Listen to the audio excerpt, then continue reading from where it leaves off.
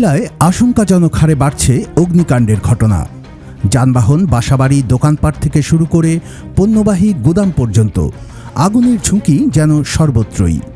Fire সার্ভিসের হিসেব বলছে, কেবল গত 3 মাসেই জেলায় ঘটেছে 238টি অগ্নিকাণ্ডের ঘটনা। এর বেশিরভাগই ঘটেছে বৈদ্যুতিক শর্ট সার্কিট আর গ্যাসের ত্রুটির কারণে।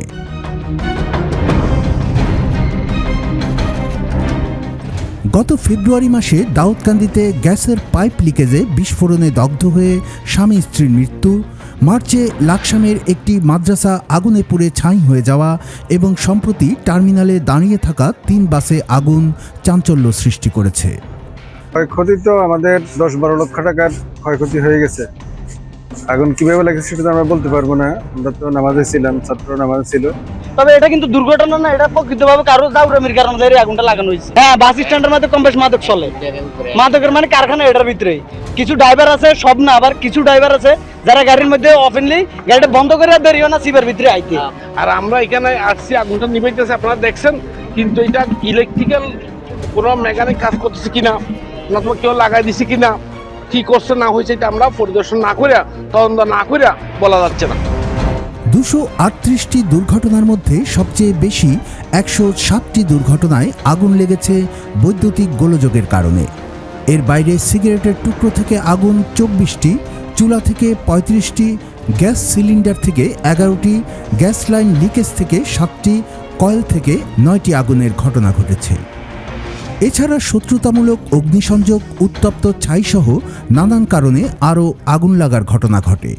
পরিসংখ্যানে দেখা গেছে 44% আগুন বৈদ্যুতিক গোলযোগে এবং বিদ্যুৎ সংশ্লিষ্টতায় ঘটেছে। বাকি বেশিরভাগ ঘটনার পেছনেই অসচেতনতা দায়ী। 3 মাসে আগুনে পুড়ে যে ক্ষয়ক্ষতি হয়েছে তার আনুমানিক পরিমাণ 7,30,23,000 টাকা।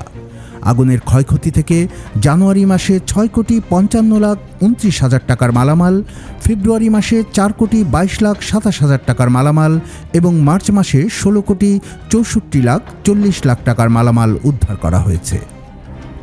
অপরিকল্পিত বিদ্যুৎ সংযোগ, নিম্নমানের তার, সুইচ, মাল্টিপ্লাগ ও অতিরিক্ত লোড ব্যবহারের কারণেই বাড়ছে অগ্নিকাণ্ডের ঝুঁকি। বিশেষ করে শুষ্ক মৌসুমে ছোট একটি স্পার্ক থেকেই ঘটে যাচ্ছে বড় দুর্ঘটনা।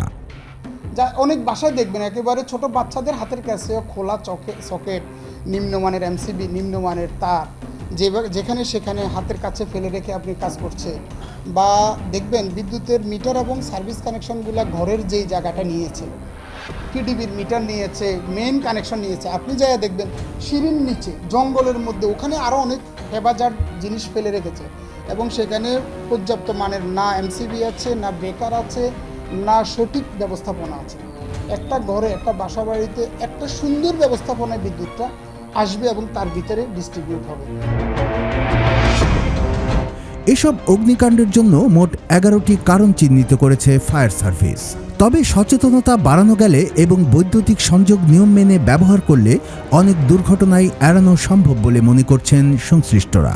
এক্ষেত্রে 40% বৈদ্যুতিক গোলযোগের কারণে সংঘটিত হয়েছে।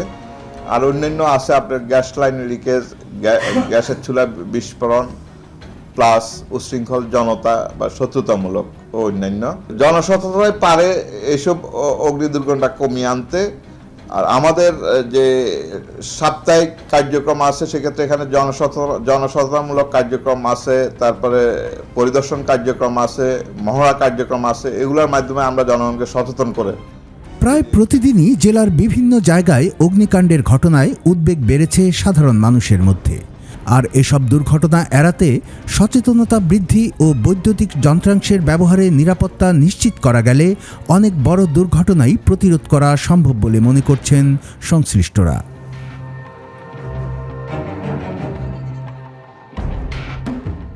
কুমিল্লার কাগজ, নিউজ ডেস্ক।